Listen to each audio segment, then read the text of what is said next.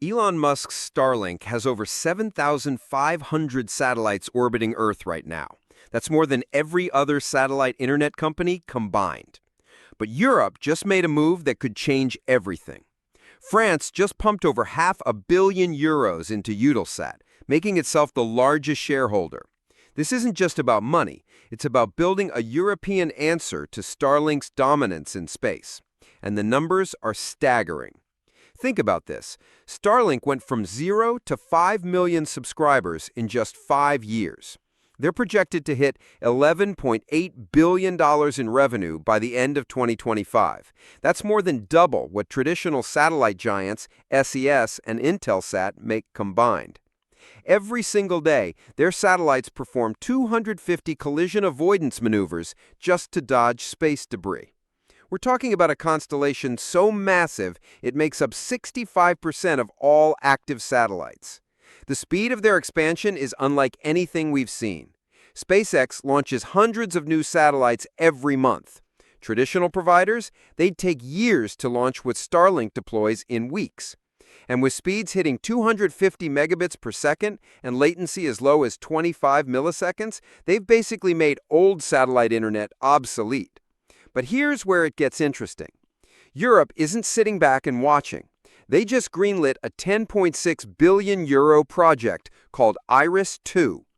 Picture this, 290 satellites working together, with 264 in low Earth orbit and 18 in medium orbit. It's not trying to match Starlink's thousands of satellites. Instead, Europe's playing a different game entirely. Eutelsat's new CEO came straight from running Orange France. He's very clear on one thing. This isn't a financial rescue. It's strategic positioning. They're focusing exclusively on business and government customers, leaving the consumer market to Starlink. Smart move? Maybe. The B2B satellite market is worth $2.1 billion right now and expected to grow 5 times bigger in 8 years. The French government didn't just invest, they also signed a 10-year deal worth up to €1 billion for military communications. Suddenly, Eutelsat has guaranteed revenue and government backing. Add the IRIS-2 project, and Europe's building what they call digital sovereignty.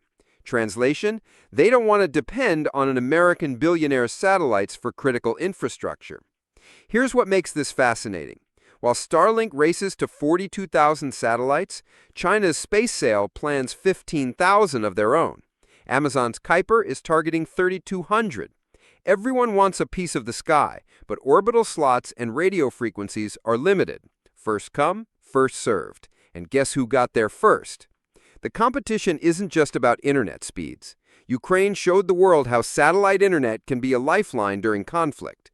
Now every government wants their own constellation. IRIS-2 won't be fully operational until 2030, but they're already thinking about military applications, border security, emergency response. Eutelsat is also building 100 new satellites with Airbus, targeting late 2026 for deployment. These aren't your grandfather's satellites. They'll integrate with 5G networks and work seamlessly with IRIS-2. Europe's betting on quality and security matter more than quantity.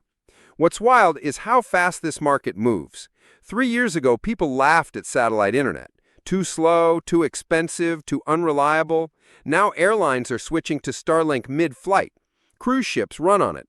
Farmers in Brazil use it to connect their tractors. The impossible became inevitable almost overnight. But can Europe really compete? Starlink has first-mover advantage, the cheapest launch costs thanks to SpaceX rockets, and Elon Musk's ability to burn cash until profitability. Europe has regulations, committees, and 27 countries that need to agree on everything. Yet Europe has some aces up its sleeve. OneWeb, now owned by Eutelsat, actually has better frequency priority than Starlink in many bands. They registered early when nobody thought low Earth orbit satellites would matter. Those frequency rights, they're like digital real estate, and Europe owns some prime locations. The IRIS-2 satellites will use quantum encryption and unhackable communication channels. While Starlink focuses on connecting everyone everywhere, Europe's building a fortress in space for governments and big business. Different strategies for different futures. Here's the bottom line. In 5 years, you'll have more options for satellite internet than flavors at an ice cream shop. Starlink might dominate the consumer market, but Europe's carving out its own space, literally. This isn't just about who has the most satellites or the fastest speeds. It's about who controls the infrastructure that'll run our connected world. Eutelsat's billion-euro bet might seem small compared to Starlink's trajectory. But sometimes David doesn't need to beat Goliath. Sometimes he just needs to find his own mountain. Like and subscribe if you enjoyed the video.